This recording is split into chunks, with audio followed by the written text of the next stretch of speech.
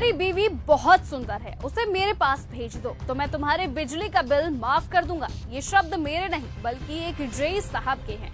जी हाँ, ये शब्द उस जेई साहब के हैं जिसकी नीयत एक किसान की बीवी पर डोल जाती है और उसके बाद वो उसकी बेशर्मी की आप हद देखिए कि वो उस किसान के सामने वो ये बात कहकर वहां से निकल जाता है।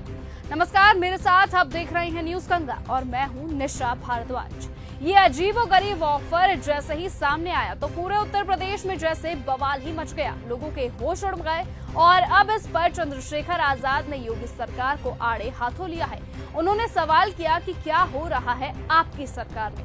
अधिकारी अब बीवियां मांगने लगे हैं और बिजली के बिल माफ हो रहे हैं। अब सवाल उठ रहे हैं कि आखिरकार ऐसा क्या हुआ यूपी में, जहां अधिकारी अब इस तरह की शर्मनाक मांगों में जुटे हैं। क्या ये एक गंभीर संकेत है कि सत्ता के गलियारों में कुछ और ही खेल चल रहा है? इस विवाद ने यूपी की राजनीति को एक नया मोड़ दे दिया है और अब सवाल उठ रहे हैं कि आखिरकार यूपी में ऐसा क्या हो रहा है जहां सरकार के अधिकारी अब इस तरह की नीच हरकतों पर उतर आए हैं।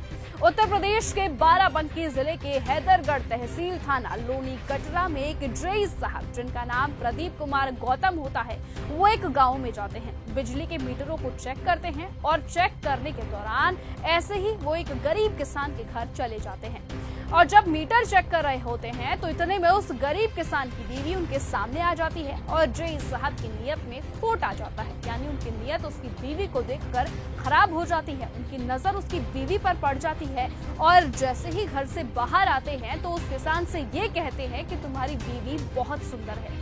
ये कहकर वो वहां से निकल जाते हैं और गरीब किसान के मन में ये डर कहीं ना कहीं सताने लगा था। यानी उसको ये समझ आ चुका था कि आखिरकार जेई साहब ने ये बात क्यों कही है। गरीब किसान की बिजली से संबंधित जो समस्या होती है वो तो फिलहाल हल नहीं होती, जिसके बाद वो अधिकारी के दफ्तर पहुंचता है और जब वो अधिकारी के दफ्तर पहुंचता है तो अधिकारी उनसे क्या कहते हैं? अधिकारी उनसे कहते हैं कि तुम्हारे ऊपर 40,000 रुपए का जुर्माना है, लेकिन उसके बावजूद भी तुम अगली बार जब आओगे तो अकेले मत आना, अपनी बीवी को साथ में लेकर आना। जी हाँ, ये शब्द होते हैं उस जेई के। और जब वो किसान उस जेई की बात नहीं मानता तो जेई साहब क्या करते हैं कि उसके घर पर अपने कुछ अधिकारियों को भेज देते हैं और लाइनमैन को जब वहां पर भेजा जाता है तो उसका मीटर वहां से उखाड़ लिया जाता है और मीटर उखाड़ने के बाद जब वापस उसके दफ्तर जाता है तो उसका जो बिल होता है वो काफी ज्यादा बढ़ा हुआ आता है और साथ ही उसकी बिजली भी काट दी जाती है। साहब और पूरी टीम उनकी थी, यहाँ पे आए थे, गांव में सबके मीटर चेक कर रहे थे, तो यहाँ मेरे घर को भी आए मीटर चेक करने। मीटर चेक वेक किया, उसके बाद में वहाँ से फिर देखे फिर थोड़ा बाहर आए, यहाँ पे रोड तरफ। जब रोड तरफ आए तो उन्होंने कहा कि जो है हमारी बीवी तो बहुत सुंदर है, ये उनके भाषा थी, तो वो चले गए। उसके बाद में जो है दूसरे दिन मेरा मीटर भी कुछ लोग आए, उसमें कुछ किए हुए, उसके बाद मीटर वीटर सब उखाड़ के लेके चले गए। इस तरीके से किसान को परेशान किया जाता है और जब एक किसान लाइनमैन से कहता है कि भैया ये दिक्कत है, इसको दूर कर दो, तो लाइनमैन उससे कहता है कि जेई साहब आपका मामला देख रहे हैं तो आप उन्हीं से मिलिए। और जब ये गरीब किसान फिर दोबारा दफ्तर में जाता है तो जेई साहब उससे फिर से कहते हैं कि देखिए अब 40,000 रुपए आपको लेकर आने होंगे और बीवी को साथ लाना होगा अलग से। जरा उस गरीब किसान की बात भी आप एक बार सुन लीजिए। जाओ दिखवा लो वहाँ पे। फिर बाहर जब गए तो वो भी आए बाहर, तो उन्होंने कहा कि जो है तुम सुनो, अकेले मत आना, अपनी बीवी को भी साथ में लेके आना। ये एक्शन साहब ने। वीडियो वायरल होने के बाद भीम आर्मी के चंद्रशेखर आजाद उर्फ रावण कहते हैं कि क्या इस अधिकारी पर कड़ी कार्रवाई होगी?